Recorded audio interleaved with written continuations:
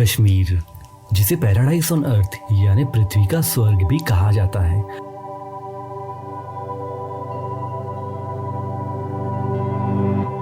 वो कहते हैं कश्मीर की सुंदरता को जिसने अपनी आंखों से निहार लिया उसने मानो अपनी आंखों से स्वर्ग को निहार लिया।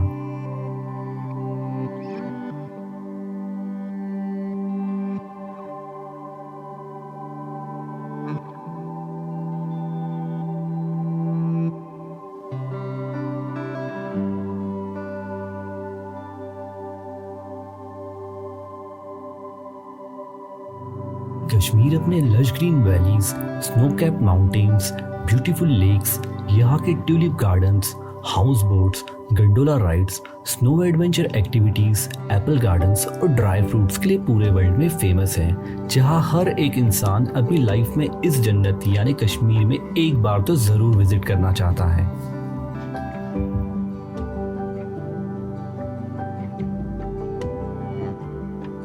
चलिए दोस्तों, आज मैं आपको ले जाऊंगा इस धरती की जन्नत यानी कश्मीर में। इस वीडियो में मैं आपको बताऊंगा आप कश्मीर कैसे पहुंच सकते हैं, कौन सा सीज़न बेस्ट है यहाँ विजिट करने के लिए, कितने डेज़ का आपको यहाँ प्लान करना चाहिए, अपना स्टे कहाँ प्लान करें और साइट सीइंग कैसे कर सकते हैं, और किस तरह मैंने मेरी इस ट्रिप में कश्मीर को कुछ वापस दिया। तो ये सब जानने के लिए वीडियो को एंड तक देखना ना भूलें। दोस्तों, कश्मीर एक ऐसी जगह है जहां आपको अपने फोटोज के लिए कोई फिल्टर्स लगाने की ज़रूरत नहीं पड़ती, क्योंकि यहाँ प्रकृति की सुंदरता कभी फीकी नहीं पड़ती और हर एक कदम स्वर्ग की ओर बढ़ते कदम जैसा लगता है और हर एक व्यू मानो किसी पेंटिंग से कम नहीं। धारा 370 हटने के बाद अब Jammu Kashmir Indian union territories में आता है, जिसमें श्रीनगर जम्मू कश्मीर की समर कैपिटल है और वही जम्मू विंटर कैपिटल। कश्मीर दिल्ली से लगभग 600 किलोमीटर की दूरी पर है। दोस्तों, हर किसी का ये एक सवाल रहता है कि कश्मीर विजिट करने का बेस्ट टाइम कौन सा है, तो इसका आंसर है ऑल 12 मंथ्स। जी हाँ, आप Kashmir through out the year visit कर सकते हैं। अगर आपको कश्मीर में स्नोफॉल एक्सपीरियंस करना है तो दिसंबर टू फरवरी बेस्ट सीजन है। अगर आपको ट्यूलिप गार्डन्स की ब्यूटी देखनी है तो मार्च मिड टू अप्रैल एंड तक आप यहाँ के ब्यूटीफुल ट्यूलिप गार्डन्स को एक्सप्लोर कर सकते हैं। वही समर्स यानी अप्रैल टू जुलाई तक कश्मीर एकदम लश ग्रीन हो जाता है, जो कश्मीर का एक पीक सीजन भी रहता है, जहां भारी मात्रा में डोमेस्टिक और इंटरनेशनल टूरिस्ट यहां विजिट करते हैं।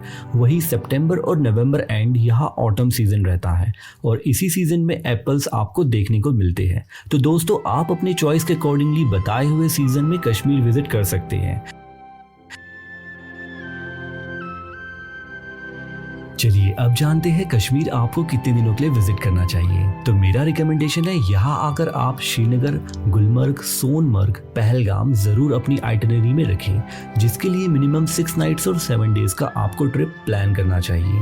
इतने ड्यूरेशन में आप कश्मीर को अच्छे से एक्सप्लोर कर सकते हैं। दोस्तों, अब सवाल है कश्मीर में अपना स्टे कहाँ करें और कश्मीर के सभी सीनिक पॉइंट्स को आप कैसे घूम सकते हो। तो दोस्तों, मैं रिकमेंड करूंगा आप कश्मीर ट्रिप का एक पैकेज ले लें, क्योंकि एक बेस्ट ऑप्शन है कश्मीर को हैसल फ्री घूमने का। मैंने मेरी कश्मीर ट्रिप 6 नाइट 7 डेज की सोलो प्लान करी और ऑनलाइन कई सारे ट्रैवल कंपनीज के पैकेजेस भी देखे, लेकिन इन सभी में से मुझे कश्मीर हॉलीडे ट्रिप्स का पैकेज सबसे बेस्ट लगा, जो मैंने ऑप्ट किया। मेरे 6 नाइट 7 डेज के पैकेज का कॉस्ट था 20,000 रुपीज़, जिसमें 2 day Srinagar, 1 day Gulmarg, 1 day Sonmarg, 2 day Pahalgam included था। इस पैकेज में मेरा एयरपोर्ट पिकअप एंड ड्रॉप भी हुआ और स्टे के लिए मुझे 3 star to 4 star property allot भी हुई, जिसमें ब्रेकफास्ट और dinner free of cost included था। साइट सीइंग के लिए एक जगह से दूसरे जगह घूमने के लिए इसी पैकेज में मुझे एक कैब और एक ड्राइवर भी अलॉट हुआ।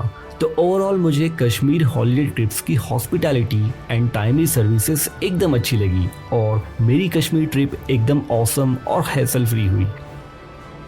तो अगर आप अपनी कश्मीर ट्रिप को एक मेमोरेबल ट्रिप एक्सपीरियंस बनाना चाहते हैं तो कश्मीर हॉलीडे ट्रिप्स को ज़रूर ऑप्ट करें। बुकिंग के लिए आप इस दिए हुए नंबर पर कांटेक्ट कर सकते हैं या ऑल्टरनेटिवली आप इनकी वेबसाइट पर जाकर भी अपनी क्वेरी सेंड करके एक कस्टमाइज्ड ट्रिप प्लान कर सकते हैं। अब सवाल है हाउ टू विजिट कश्मीर, यानी कश्मीर कैसे पहुँचें। कश्मीर बाय रोड और बाय फ्लाइट पहुँचना काफ़ी आसान है, वही बाय ट्रेन थोड़ा मुश्किल है। बाय फ्लाइट आप कश्मीर में श्रीनगर इंटरनेशनल एयरपोर्ट पहुंच सकते हैं, जो श्रीनगर से 10 किलोमीटर की दूरी पर है। आपको इंडिया के मेजर सिटीज से डायरेक्ट या कनेक्टिंग फ्लाइट श्रीनगर के लिए मिल जाएगी। और अगर आपको डायरेक्ट श्रीनगर के लिए फ़्लाइट नहीं मिलती है तो बेस्ट है आप दिल्ली तक की फ़्लाइट बुक करें और फिर दिल्ली से श्रीनगर की भी फ़्लाइट आपको मिल जाएगी। बाय रोड बात करें तो आप दिल्ली से national highway 44 Jammu Srinagar highway पकड़कर आ सकते हैं। बस दिल्ली से आपको डायरेक्ट श्रीनगर एसी वॉल्वो नहीं मिलती, लेकिन हाँ आप बाय बस जम्मू तक आ सकते हैं, फिर शेयरिंग टैक्सी करके 5 से 6 घंटे में श्रीनगर पहुंच सकते हैं। वही बाय ट्रेन बात करें तो श्रीनगर के लिए फ़िलहाल डायरेक्ट कोई भी ट्रेन अवेलेबल नहीं है, लेकिन बहुत जल्द फ्यूचर में ये अवेलेबल हो जाएगी। फ़िलहाल के लिए आप Delhi to Jammu, Vande Bharat express, Jhelum express, Jammu Tawi इत्यादि ट्रेन पकड़कर 8 से 10 घंटे में जम्मू पहुँच सकते हैं। फिर जम्मू से श्रीनगर शेयरिंग टैक्सी करके 300 से 500 रुपये में 5 से 6 घंटे में श्रीनगर पहुंचा जा सकता है। दोस्तों कश्मीर पहुंचने के लिए मुझे फ़्लाइट ही सबसे बेस्ट और कन्वीनियंट ऑप्शन लगा।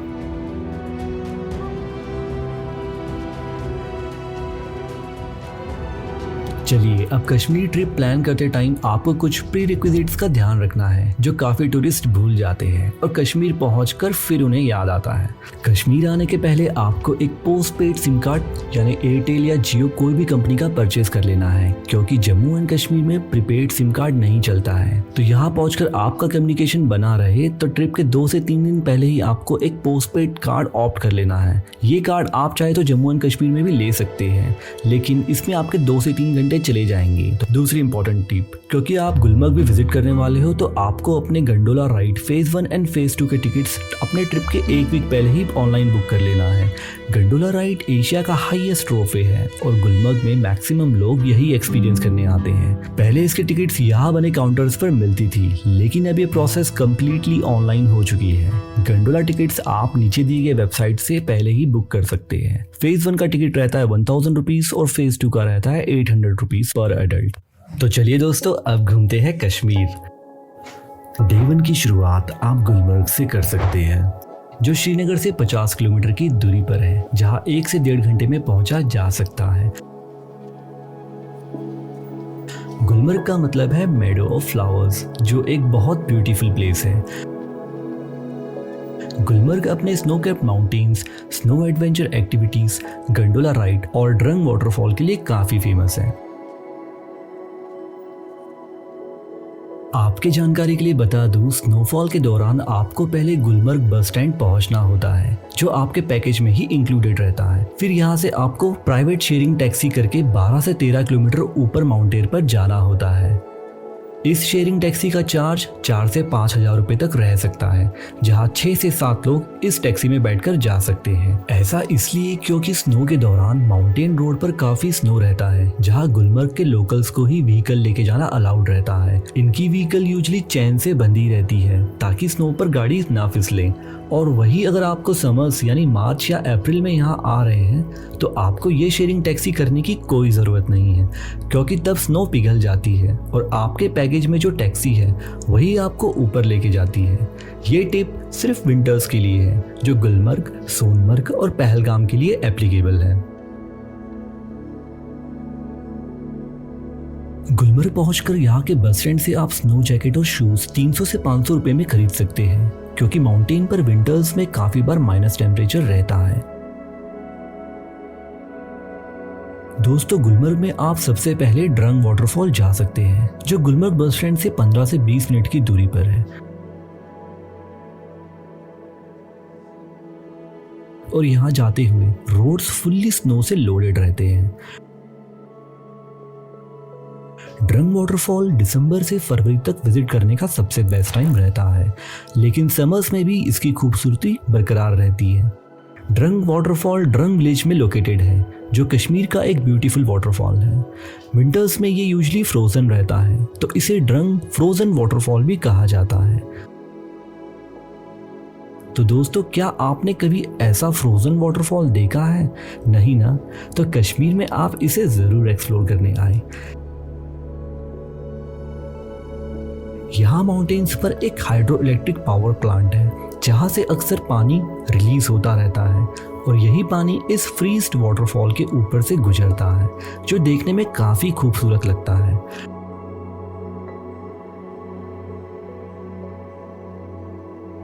ड्रंग वाटरफॉल के पास खाने पीने की दुकानें भी हैं। आप यहाँ गर्मियों में आओगे तो आपको यहाँ वाटरफॉल और रिवर और ग्रीनरी देखने को मिलेगी। ड्रंग वाटरफॉल के यहाँ आप अपना 1 से 2 घंटा आराम से स्पेंड कर सकते हैं।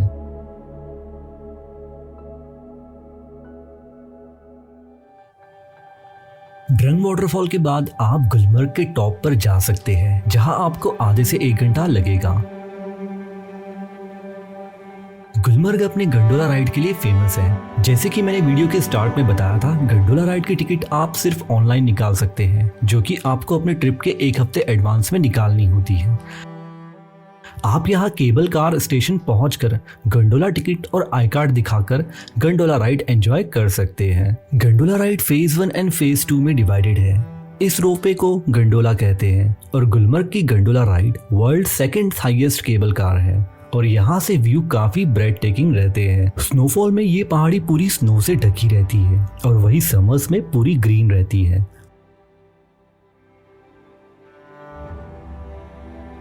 गुलमर्ग का गंडोला राइड करना अपने आप में एक अचीवमेंट है। ये राइड फेज 1 तक 12 से 15 मिनट की रहती है, जो आपको गुलमर्ग से कोंग दूरी तक ले जाती है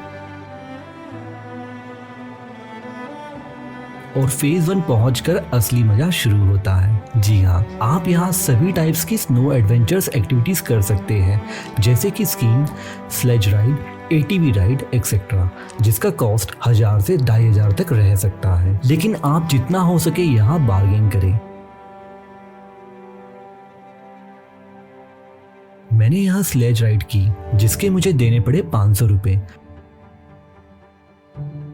इस बर्फ की चादर पर स्लेज राइड करने का मजा कुछ अलग ही था। समर्स में यहाँ आपको हाइकिंग, हॉर्स राइडिंग, गोल्फिंग जैसी एक्टिविटीज करने को मिलेगी।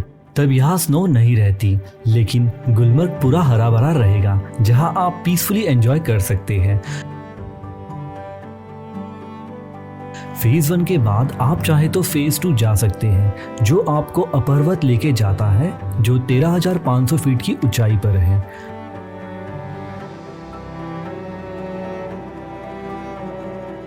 फेज 2 की गंडोला राइड में आप और ऊंचाई से गुलमर्ग की ब्यूटीफुल माउंटेन्स को देखते हो और बस ये फील एक ही याद दिलाता है, Why go to Switzerland when we have such spectacular, breathtaking, beautiful places in our own country, India?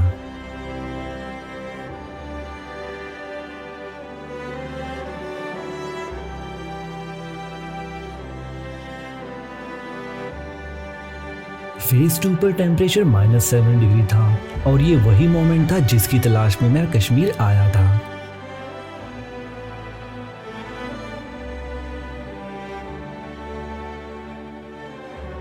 और फेज 2 पर हाफ एन आवर स्पेंड करके मैंने स्नोफॉल को काफी एंजॉय किया। समर्स में आप फेज 2 पर हाइकिंग करने भी जा सकते हैं। अपने शानदार 5 से 6 घंटे स्पेंड करने के बाद मैंने गुलमर्ग से एग्जिट किया। दोस्तों, आप चाहे तो गुलमर्ग में अपना ओवरनाइट स्टे भी कर सकते हैं, लेकिन होटल प्राइस यहाँ काफी कॉस्टली रहती है।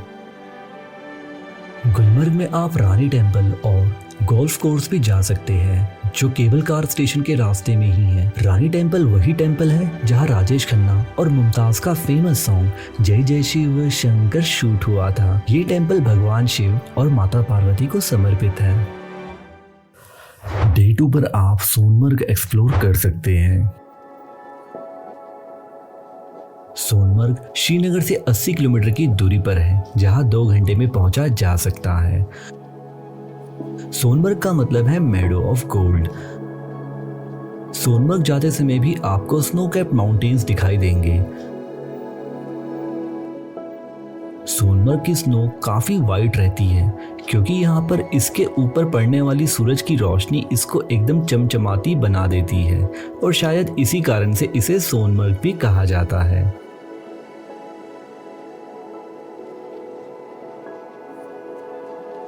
सोनमर्ग पहुंचने से पहले आप बीच रास्ते में आइलैंड रिट्रीट रुक सकते हैं। यहाँ एक ब्रिज है जिसके नीचे से स्नो का पानी बहता है। यहाँ आपको समर्स में खाने पीने की दुकानें और ग्रीनरी देखने को मिलेगी और ये फोटोज क्लिक करने के लिए एक बेस्ट पॉइंट है।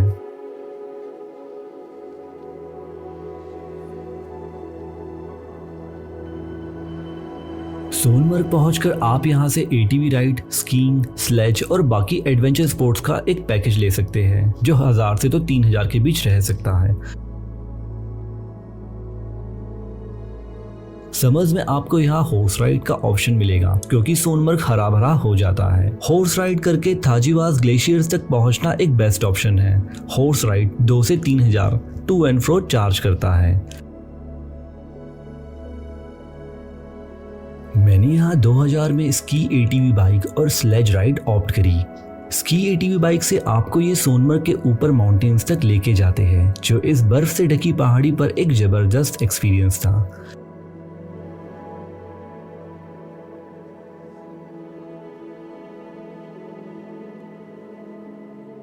दस मिनट में इसकी एटीवी बाइक से आपको ये ऊपर ड्रॉप कर देते हैं। फिर यहाँ से मैंने स्लेज राइड करके थाजीवास ग्लेशियर की ओर गया। थाजीवास ग्लेशियर समर्स में आप यहाँ 3 किलोमीटर ट्रैक करके जा सकते हैं, वही विंटर्स में ये डिफिकल्ट है।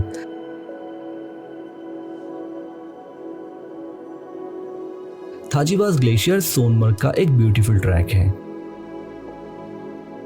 आप बजरंगी भाईजान पॉइंट भी विजिट कर सकते हो। वही पॉइंट है जहां बजरंगी भाईजान मूवी में इंडिया और पाकिस्तान की बॉर्डर को दिखाया गया था। दोस्तों मानो या ना मानो, सोनमर्ग की बर्फ मेरे दिल को छू गई और मैंने आराम से 3 से 4 घंटे इसी बर्फ में स्पेंड किए।